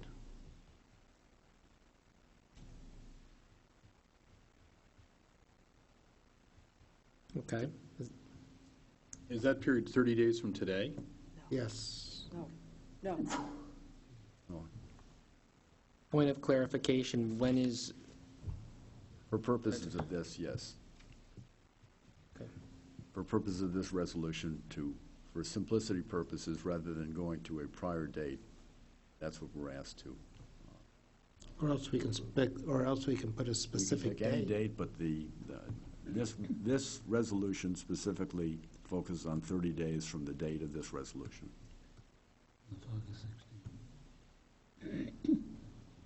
Okay, so can we begin, and I'll... May I have everyone's attention? So at this point, we have a document that has had some amendments to it, and my aim is to reiterate or read what I believe that it is before. So resolve that McGladrey and Pullen M&P be engaged as independent auditor for the period July 1, 2005 to June 30, 2006. For the fiscal statement. Okay. For the fiscal year ending June 30, 2000. It can be done either way. Be engaged as, okay. Be engaged as an independent auditor for the fiscal statement for Let's pick up the line. fiscal years ending June, for the fiscal year ending June 30th, 2006. Right, period. Okay. And then, Mr. Simon, your change is on the 1, 2, 3, 4th line Right. with respect to insurance and coverage take within a 30-day period and place it after comply. Mr. Clemick? I'm just curious whether anyone has spoken with McGladrey and Pullen, and whether anyone there has indicated that 30 days is a reasonable period for them to go out and try to see if they can obtain coverage for the next year's audit. Mr. Minarski, do you want to address that? Let me respond. Yeah. Again, Ed, you weren't here. This is a dialogue that's been ongoing for close to a month now. And at this stage, McGladrey and Pullen is fully aware of our, I'll call it, dissatisfaction with their having changed the insurance that's being offered, and have clearly indicated that at least at this stage, they are unable to comply and have given us no sense of assurance whatsoever that they'll be able to within any 30-day period. The purpose of this 30 days, this was clearly deliberated at length at our meeting, was to give them a final heads up about our intent.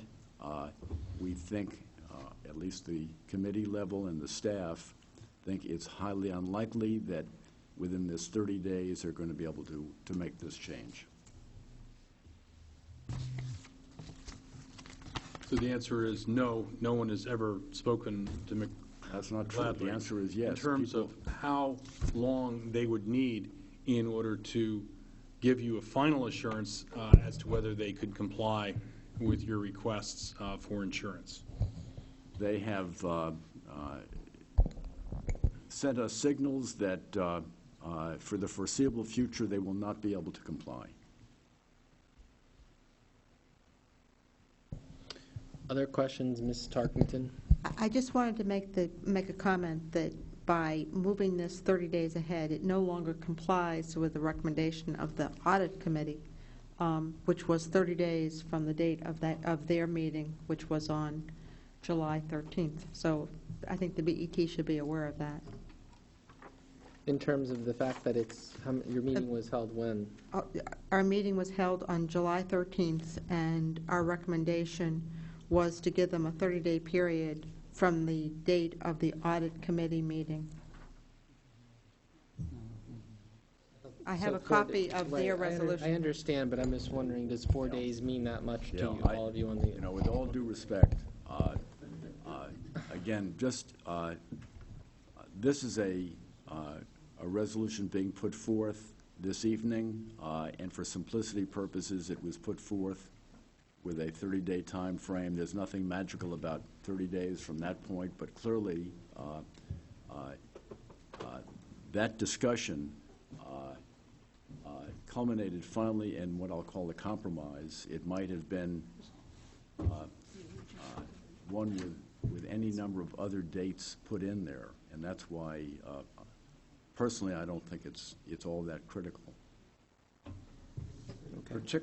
Most particularly since it's highly unlikely that in 30, 45, or 60 days they're going to comply. Mr. Crumick? Do we have reason to believe that other auditing firms would be able to comply with that provision. As I understand it, what McGladrey is saying is we're negotiating now our professional liability insurance for the year started July 1, 2006. We can't give you any representation as to the following year. Is there any reason to believe that other auditing firms could make that representation? And the second thing is, in terms of when we would normally contract for the next year to retain an auditor for the next year, in other words, the year starting July 1, 2007, when would we normally go out for an RFP for that? A couple questions in there. First of all, I'll back up. There's 3 firms that responded to the RFP. It was Koskin Rufkus, Bloom Shapiro, and McGladrey. The first 2 firms, Koskin and Bloom, were disqualified because one of them can only provide $5 million and the other one $8 million. And they were offered to come in and interview with the audit committee to see if they can come up with additional insurance to meet the $25 million requirement. Both of them said it was cost prohibitive. They simply couldn't.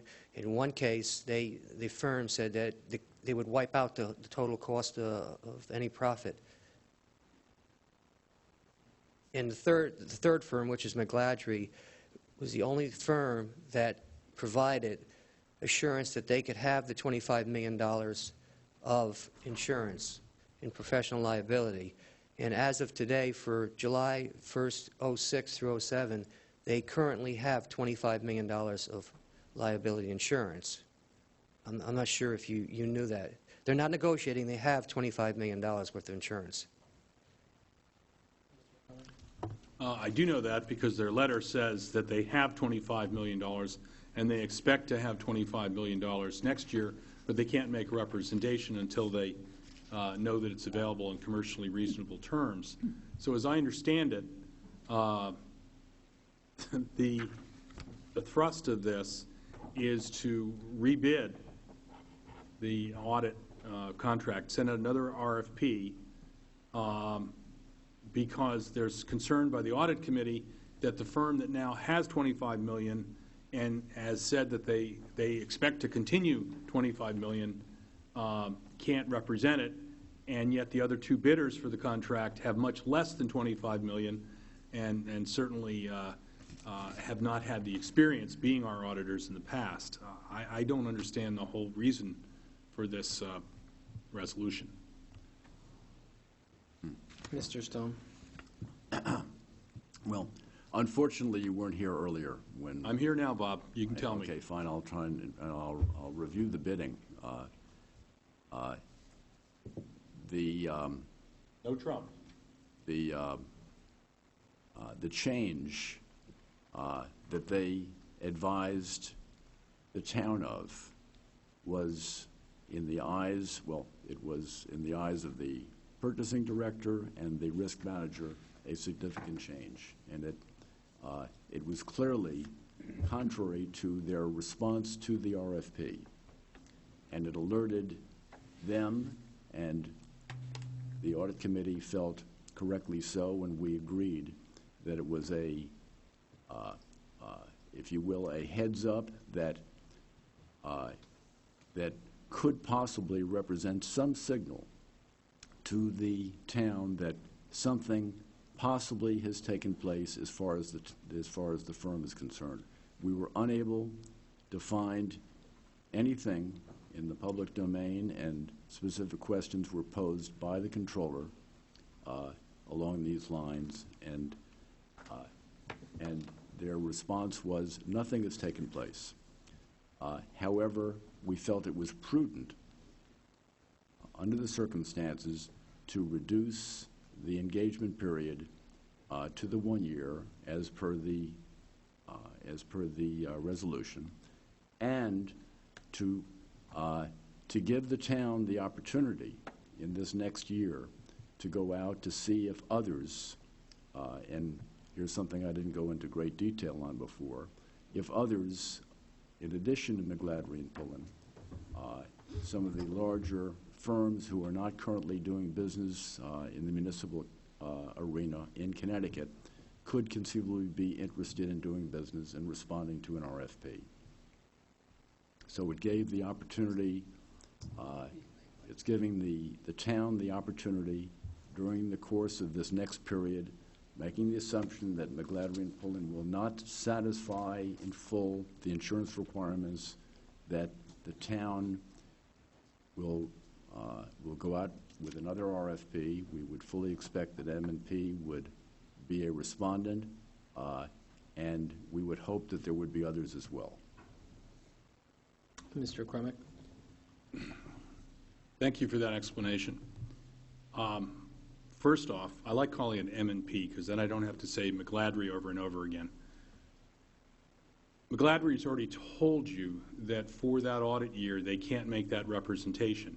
So if the RFP is going out asking for that representation, McGladrey has already told you on June 29th that they cannot and are not prepared to make the representation with respect to the level of their coverage that they will have the next town fiscal year.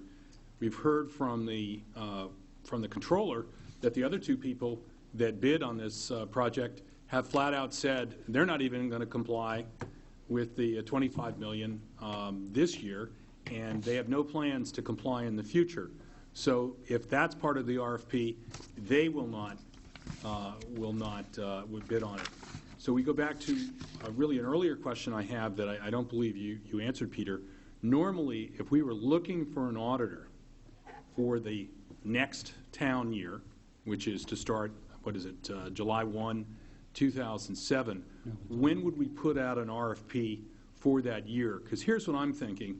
It could very well be that if it's closer to that year, that McGladrey, who has said they believe they're going to have that kind of coverage in that year, at least would be better prepared to accept that term. And if there are other auditing firms out there that will maintain and represent that they will maintain that level of insurance, they may be more willing to do that closer to the actual year of the engagement. Whereas this 30-day provision in this resolution, we already know that anyone that's bid on the last time we sent this out for RFP are not going to be able to comply. So unless this is really some sort of idea to get rid of the auditor for some reason that's unspoken, I don't understand why we're doing this now, why we're not. If there's a problem with going to contract for the next year, the second year under the resolution, why we don't put that out for an RFP later in the year? The answer to the question is this RFP was dated February 17th. That means that it went out in January, it was advertised in the paper, and it was due back February 17th. The reason it goes out at that period and it can't go out later is because when it comes back, it's got to be reviewed. In this case here, the audit committee did interviews of the three firms. Actually, one dropped out the day of the interview and interviewed the other two. And then it has to, based on the recommendation, come before the BET. The reason it's pushed back that far, specifically for firms that may get the engagement, have to start a little earlier, like the month of May or June. In other words, if McGladrey wasn't retained next year and we pushed them all the way through the process all the way up until like June 30th, it would be unfair for a new firm to come in because they have to reconstruct a new set of narratives, walkthroughs, work papers, and it's just a matter of timing that we do it for the auditors at that time. So it's better to go the way we did it in February. Mr. Simon? You know, there's two thoughts going on in the audit committee. One is that we can get larger firms that can afford the $25 million, but they may not bid at all, and therefore we may not be able to get anybody who can afford the $25 million, and therefore we would have to lower it. And I think that if we lower it, then that puts other people who we eliminated only for this one reason at a disadvantage, and that we should go out and rebid at a more level playing field. I mean, it's quite likely that no one's going to be able to afford this insurance. And it's not so much that they can afford the insurance this year or next year or every year they have the contract. They said 3 years is the period after they end the contract, that they're not giving us is what they're representing, that they can't necessarily provide the insurance. But, the purpose of this resolution is only to say we're putting them on notice that we're only going to let them be our auditor for 1 year and we're going out to bid. That's the only purpose of this recommendation. Can I respond? Yes. And I'd like to respond also to Ed's question I still haven't answered. Early on in this process, I called and spoke with all three firms, and Greenwich is the only municipality that has this type of coverage requirement. The city of Stamford has $5 million.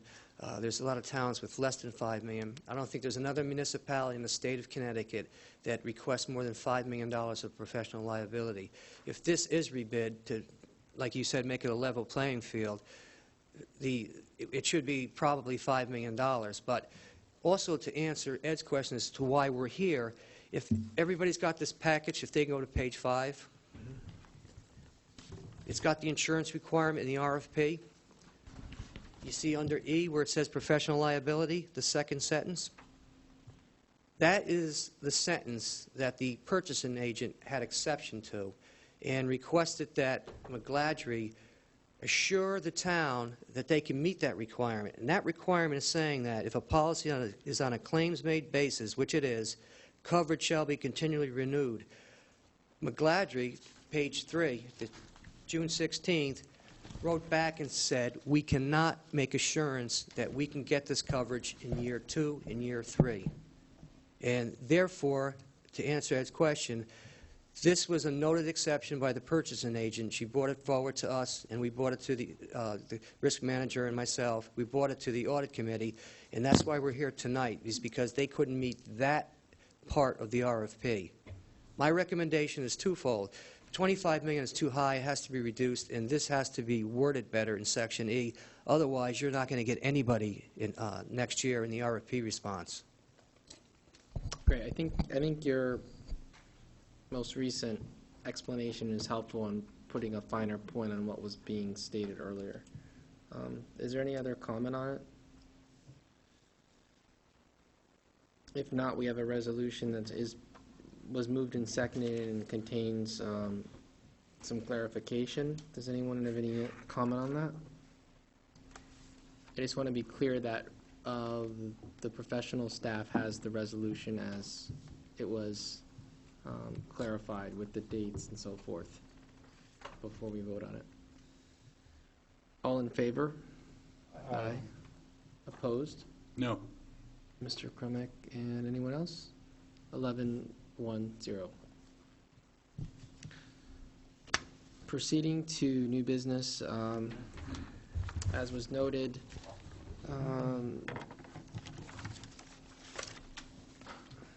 we have a vacancy in the position of town treasurer due to the untimely passing of Joyce Bostic.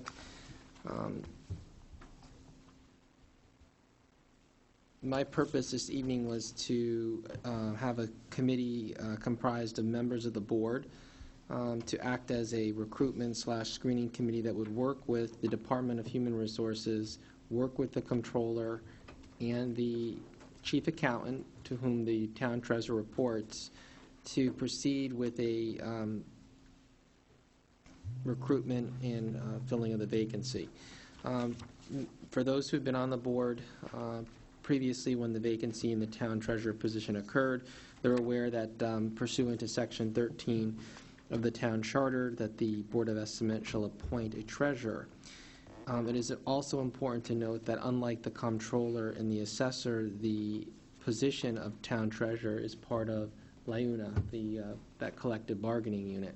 So there are provisions within LIUNA that require the town to give, in a sense, for simplicity, right of refusal to any applicant who is part of that existing union, based upon the job description and qualifying under the terms that the professional staff in the BET come up with the Human Resources Department.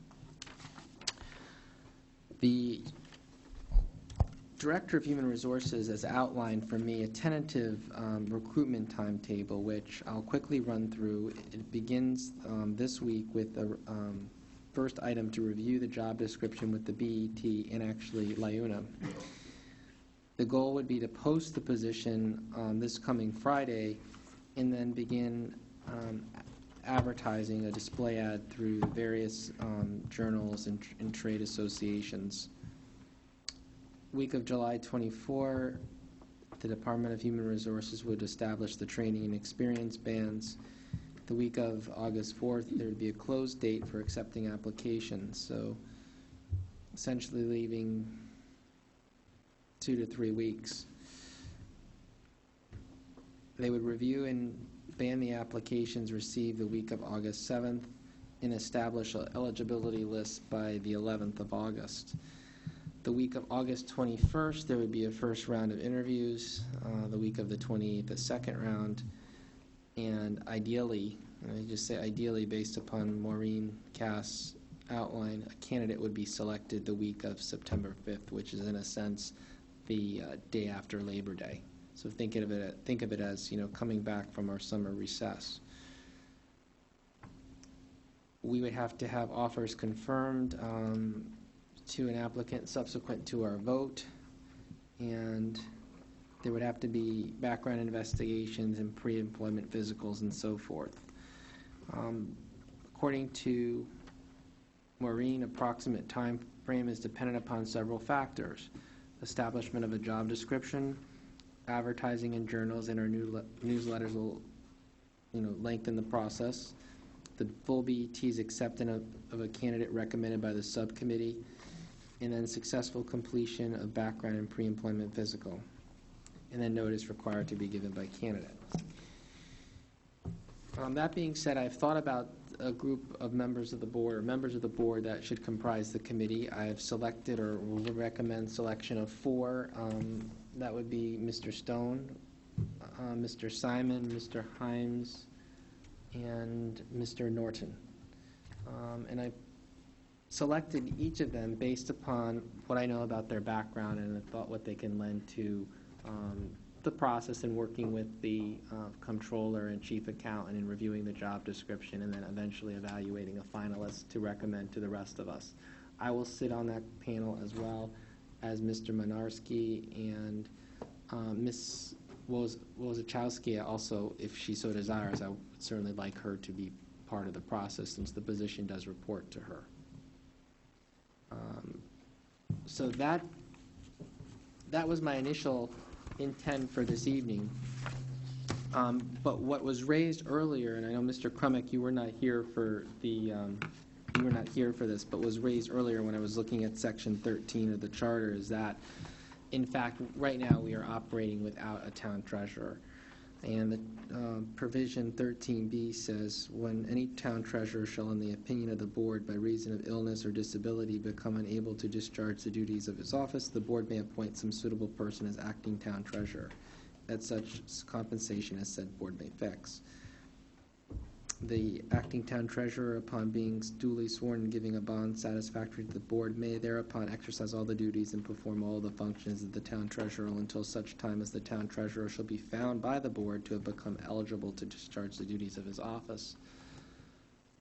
What we discussed is the fact that with Ms. Bostic's passing, there is officially no town treasurer. There is an employee of the finance department acting to fulfill the functions and duties, but is not legally under the charter in that capacity. And so there was a sense that we should, sooner rather than later, act upon designating someone.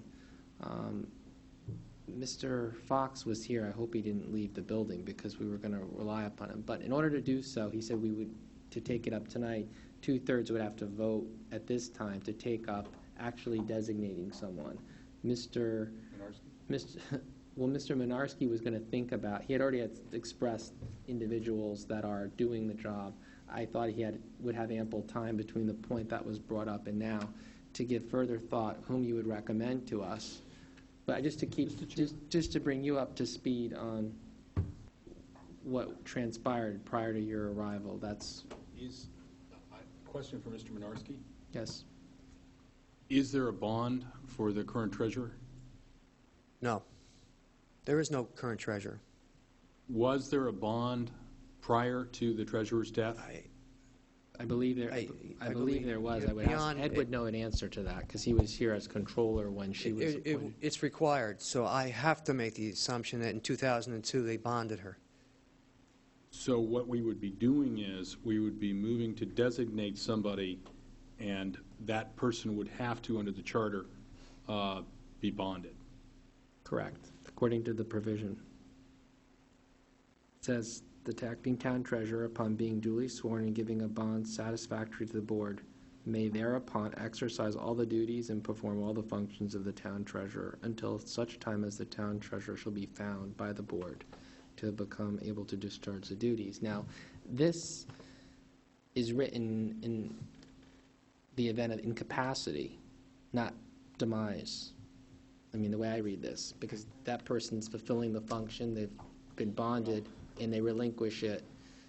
Now, there is no distinction in terms of now we don't have anyone. We know we have to move to fill it, and in the interim, we don't want to be left with the potential exposure that we have, as I see it, by not having someone in the position who is bonded. We have no one in title. We have someone who's performing the duties.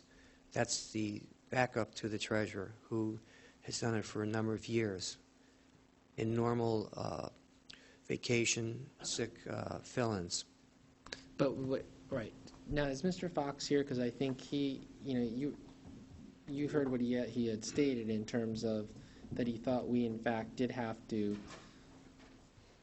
designate someone from the vantage point of. And I have someone in mind. Right. Okay.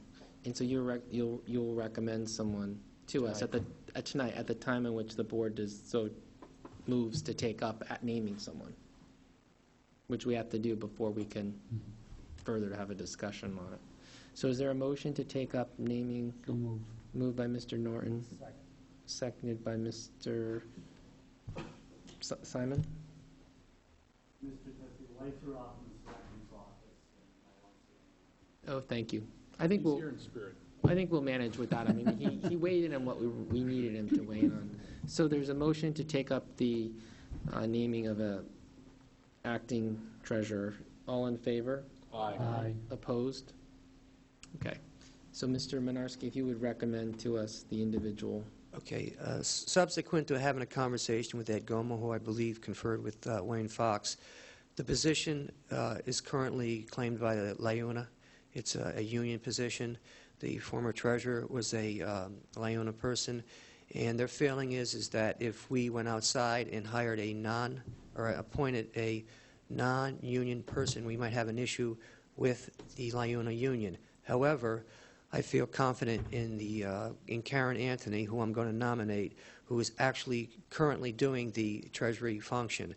And I feel confident that if you nominate and make her, if I recommend to nominate her and you make her the treasurer, you'll acting or interim, whatever the terminology is, you'll cover that provision in the charter. And assuming that the bonding is successful and the town clerk swears in the person. Mr. Crumick? I move to nominate Karen Anthony, who currently works in the finance department. Karen Anthony as the acting town treasurer until such time as a full-time treasurer is appointed and is acting. Second. Okay. Moved by Mr. Crumick, seconded by Mr. Norton. Any discussion on that? All in favor? Oh, I'm sorry, Mr. Walker. If we're doing this in an attempt to comply with the charter, I think it would be prudent then to also fix her compensation and fix her level of bond, because those are the other two items that the charter clearly or expressly states in when you're appointing an acting town treasurer. Your point's a valid one, but I believe, having been involved with other positions, that people get out-of-class pay for performing functions. The point I was just going to make. Number one, she's getting compensated per union agreements, and the bonding would result as a result of your action tonight. So I'll amend the motion to say at her current rate of pay, No. including out-of-class pay? It's, I'm not sure if it's, Is it I believe the necessary- terminology is out-of-class pay as opposed to acting pay. At her current rate of pay and giving consideration to any out-of-class pay, and the amount of the bond should be the same as it was for the treasurer, prior treasurer. Correct. Does that satisfy the charter? Yes. So I amend the motion. Okay, it's been amended, and Mr. Seconder has to agree. Mr. Simon, you. It's seconded by Ms. Barton. Discussion? All in favor? Aye. Opposed? Carries. Thank you. Is there any other business to come before the meeting? If not, may I have a motion to adjourn? Moved by Mr. Finger, seconded by Mr. Norton at 9:18.